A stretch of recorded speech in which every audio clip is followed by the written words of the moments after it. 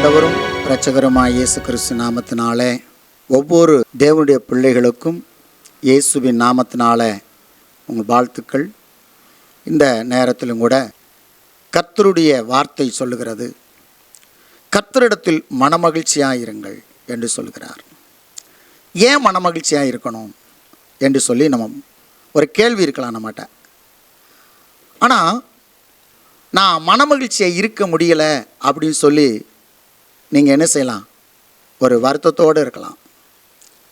ஆனால் வேதம் சொல்லுகிறது, கர்த்தரிடத்தில் மனமகிழ்ச்சியாயிரு, என் ஆண்டவர் எனக்கு எல்லாவற்றிலும் செய்து முடிப்பார்.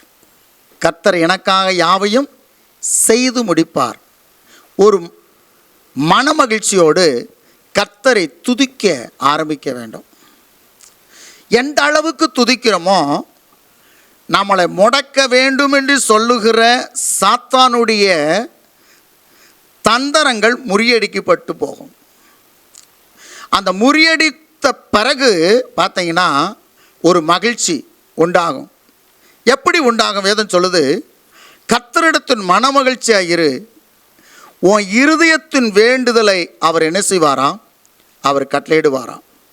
சங்கீதம் 20ஆம் அதிகாரம் 4ஆம் வசனத்தில், அவர் உமது மன விருப்பத்தின்படி உனக்கு தந்தருளி உமது ஆலோசனைகளெல்லாம் நிறைவேற்றுவாராக. மன விருப்பம், உங்கள் விருப்பத்தை ஆண்டவர் நிறைவேற்ற வல்லவராக இருக்கிறார். எப்படி? மனமகிழ்ச்சியாய் ஆராதிக்கணும், மனமகிழ்ச்சியோடு துதிக்கணும், மனமகிழ்ச்சியோடு வேத வாசிக்கணும். மன மகிழ்ச்சியோடு கர்த்தரை நீ நோக்கி பார்த்தீங்கன்னா உன் முகம் பிரகாசிக்கும்.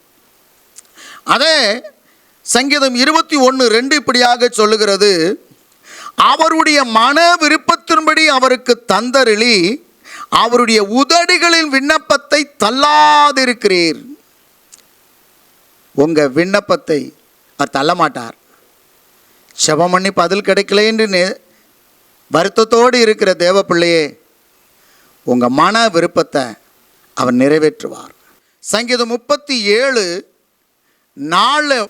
கர்த்தரிடத்தில் மனமகிழ்ச்சியாயிரு, அவர் உன் இருதயத்தின் வேண்டுதல்களை, இருதயத்தின் மன விருப்பத்தை, இருதயத்தின் சோத்திரம், அந்த கஷ்டமெல்லாம், கஷ்டமான காரியங்கள் எல்லாவற்றிலும் கர்த்தர் உனக்கு ரெட்டிப்பாய் கர்த்தர் தரப்போறாராம்.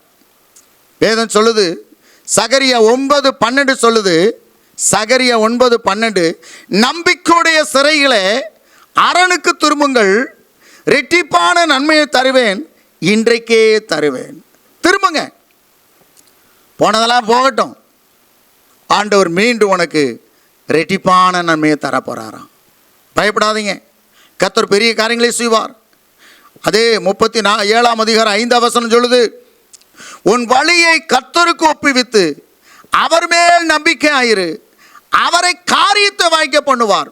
நீ மகிழ்ச்சியோடு துதித்தாள், மகிழ்ச்சியோடு செபித்தாள், மகிழ்ச்சியோடு ஆராதித்தாள், கர்த்தர் செய்வார் என்று நம்பிக்கையோடு இருப்பாயானால் அவரே காரியத்தை வாய்க்க பண்ணுவார். அதே 34ஆம் வசனம் சொல்லுது, 37-34, நீ கர்த்தருக்கு காத்திருந்து அவருடைய வழியை கைக்கொள், அப்பொழுது நீ பூமியை சுதந்திரித்துக் கொள்வதற்கு அவர் உன்னை உயர்த்துவார், துன்மார்க்கர் அறுப்புண்டு போவதை நீ காண்பாய்.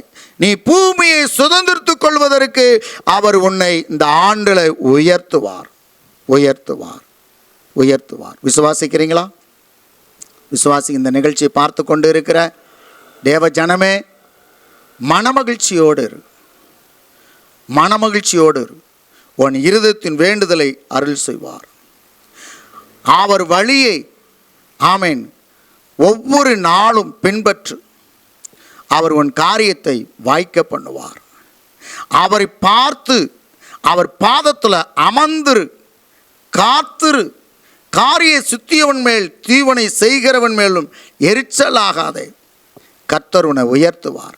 மற்றவர்களை பார்த்து ஆமேன் எரிச்சலாகாதபடி கர்த்தருக்கு பயந்து நடங்க, பயந்து நடப்போம்.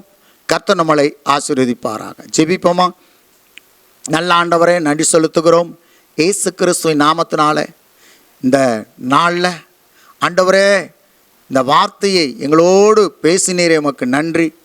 ஆமாம் ஆண்டவரே, ஆண்டவரே கர்த்தரிடத்தில் மனமகிழ்ச்சியாயிருன்னு சொன்னீரே. உன் இருதயத்தின் வேண்டுதலை உனக்கு அருள் செய்வேன் என்று சொன்னீரே.